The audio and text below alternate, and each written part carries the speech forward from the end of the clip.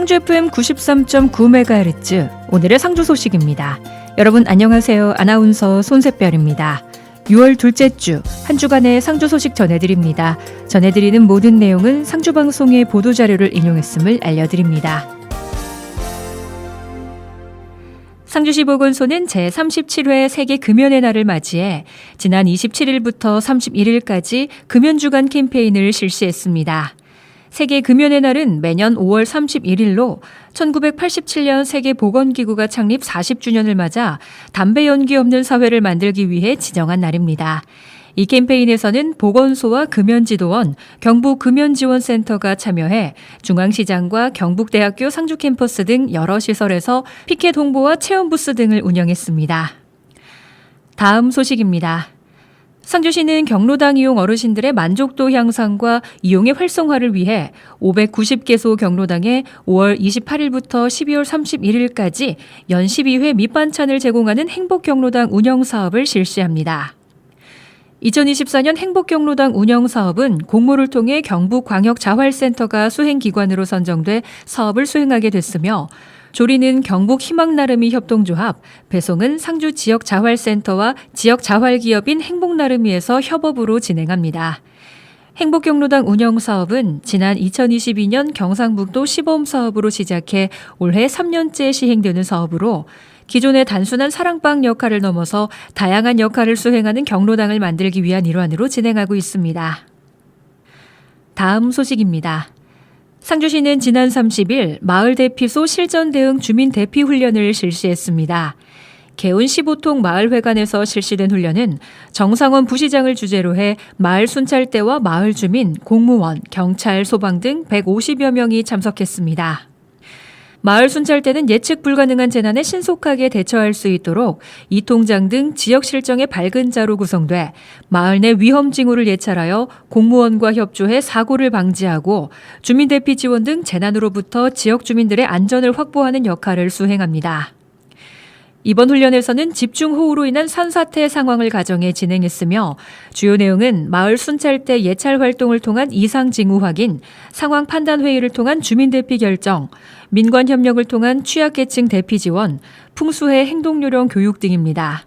고령자가 많은 마을 특성을 고려해 신속함보다 안전에 유의했으며 노약자 등 안전 취약계층은 대피 조력자 및 소방과 함께 대피하고 대피 불응자는 경찰과 함께 강제 대피를 조치하는 등 주민 대피에 철저를 기했습니다. 다음 소식입니다.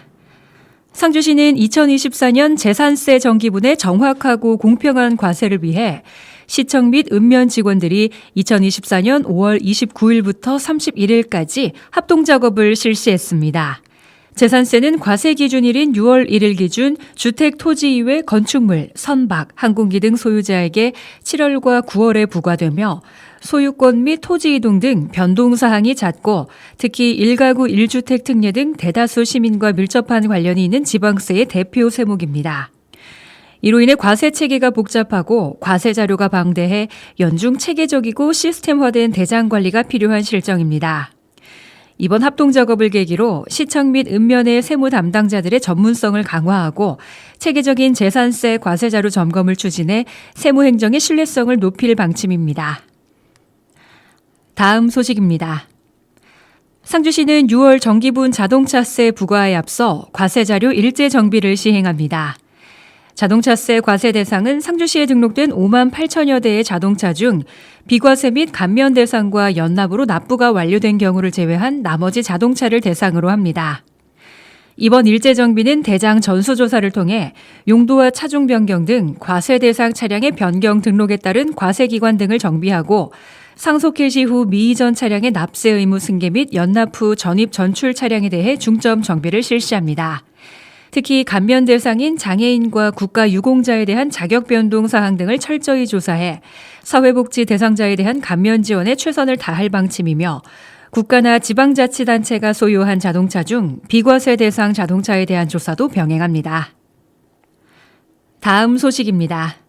국토교통부 철도건설과 주관으로 지난 31일 문경상주 김천 철도건설 사업 전략 환경 영향평가에 대한 주민설명회가 진행됐습니다. 문경 상주 김천 철도 건설 사업은 2032년 준공을 목표로 문경과 상주, 김천 구간의 철도를 연결 및 고속 전철화하는 사업입니다. 예비 타당성 보고서에 의하면 본 사업이 완료되면 상주에서 수서까지 72분, 인천 송도까지 1시간 40분이면 오갈 수 있게 되며 하행 방면으로는 동대구역까지 환승 없이 이동할 수 있게 돼 상주 시민들의 교통 편의성 증대와 물류 수송력 및 관광객들의 접근성 향상에 크게 기여할 것으로 보입니다. 다음 소식입니다. 상주시는 5월 27일부터 7월 31일까지 상주시 무양동에 위치한 국민임대아파트 단지인 LH 7단지 중장년 1인 가구 복지환경조사를 실시합니다. 이번 복지환경조사는 상주시 희망복지지원단에서 고용노동부 일자리 공모사업으로 선정된 행복설계사 사업으로 실시되며 LH 7단지의 중장년 1인 가구 166세대를 직접 방문해 진행합니다. 방문 상담으로 각 가정의 사회적 고립도와 누락 복지 서비스를 파악하고 서비스 지원 욕구 등을 확인해 맞춤형 복지 설계를 진행합니다. 상주시는 조사 결과를 토대로 고립 위험 가구 맞춤형 서비스 연계, 안부 확인 등 복지 안전망을 강화할 방침입니다. 다음 소식입니다. 상주시는 5월 31일 상주시 보육정책위원회를 통해 엄지 어린이집을 상주형 24시 시간제 보육 운영 어린이집으로 선정했습니다.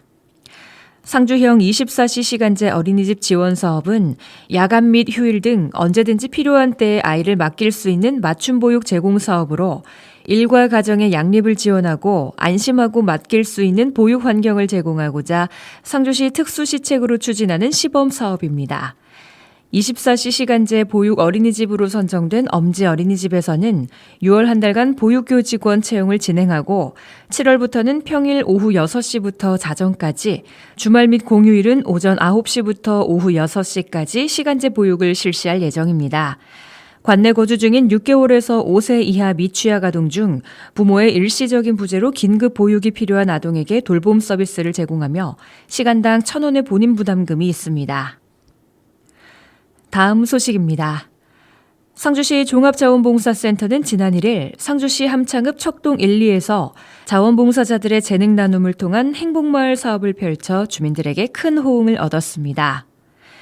민관기업이 함께한 이번 행복마을 사업은 척동 1, 2 마을 주민들과 16개 자원봉사단 및 기관에서 총 200여 명이 참여해 현판 전달을 시작으로 마을 주민들의 욕구를 반영한 다양한 활동으로 구성됐습니다. 이날 자원봉사자들은 방충망 교체, 창고 적외선 감지기 설치, 노후 칼갈이, 시력 검사, 장수 사진 촬영, 문패 부착, 보행기 반사판 부착, 체험 부스 운영 등으로 주민들과 활기찬 시간을 보냈으며 상주시청 안전재난실과 사회복지과 공무원들이 정성스레 만든 안마봉도 마을 어르신들에게 전달하며 건강을 기원했습니다. 또한 경상북도 종합자원봉사센터, 경상북도 개발공사, 한국가스공사 대구 경북지역 본부와의 협업으로 한층 다양한 서비스를 제공했습니다. 이들의 후원으로 부착한 LED 전등과 스프레이 소화기는 주민들에게 안전한 서비스를 제공했으며 특히 커피차와 세탁차는 고령의 주민들에게 색다른 활력을 줬습니다. 다음 소식입니다. 상주시와 상주축렬사 운영위원회는 지난 4일 임남 북천전적지 축렬사에서 배향문중의 후손과 유림 및 각 기관단체장, 시민들이 참석한 가운데 제432주년 축렬사 제향을 봉행했습니다. 이날 제향에는 초헌관의 강영석 상주시장, 아헌관의 이창구 상주향교 원임전교, 종헌관의 김사호 김종무 후손 대표가 봉행했습니다. 임남 북천전적지는 임진왜란 당시 조선의 중앙군과 상주의 향병 800여 명이 왜군의 선봉 주력부대 17,000여 명과 전투를 벌인 호국 성지이자 임란 당시 공식적인 관군과 의병의 최초 격전지입니다. 축렬사에는 그 당시 순국한 윤섬, 권길, 김종무, 이경류, 박호, 김준신, 김일, 박걸공과 무명열사의 위패가 모셔져 있으며 1993년부터 호국 선열들의 순국일인 음력 4월 25일을 양력으로 변환한 6월 4일을 제향일로 해 매년 봉행하고 있습니다. 다음 소식입니다.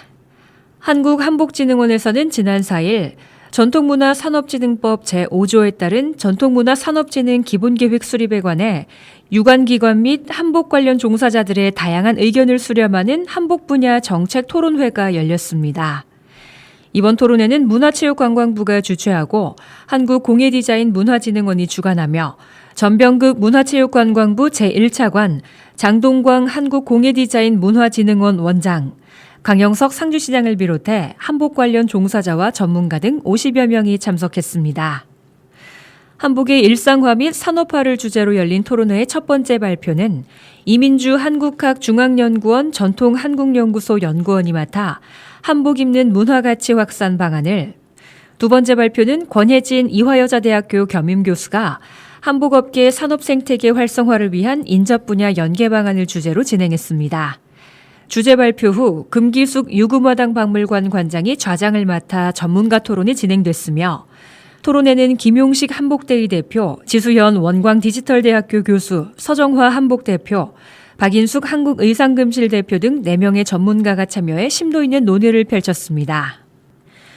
문화체육관광부는 이번 토론회를 통해 한복의 일상화 및 산업화에 대한 다양한 의견을 수렴하고 이를 바탕으로 향후 한복 사업 추진 방향을 구축할 예정입니다. 다음 소식입니다. 상주시 보건소는 지난 4일 상주시 보건소 및 의회 사무국 직원 95명이 참여한 가운데 화재 초기 대응 능력을 배양하기 위한 자체 소방훈련을 실시했습니다. 이날 훈련은 자위소방대의 역할을 숙지하고 운용 능력을 향상해 화재 발생 시 신속한 대피와 대피 지원을 통해 귀중한 생명과 재산을 화재로부터 최대한 보호하고 직원들의 안전의식을 높이기 위해 마련됐습니다. 보건소 민원실에서 불이 났다는 가상 설정에 따라 직원들은 신속하게 불이 났음을 알리고 진료 민원인들과 직원들이 안전하게 주차장으로 대피하는 등 실제 상황과 같이 진행했습니다. 특히 직원들이 직접 소화기 및 옥내 소화전을 사용해 화재를 진압하는 등 체험 위주의 훈련이 되도록 진행했습니다. 다음 소식입니다. 경북대학교 상주캠퍼스에서는 지난 4일 경북대학교 상주캠퍼스 창업보육센터 개소식을 개최했습니다. 경북대학교 상주캠퍼스 창업보육센터는 올해 4월 30일 중소벤처기업부로부터 신규 지정을 받았으며 현재 보육실 14실, 행정지원실 및 회의실 1실, 총 15실을 보유하고 있습니다.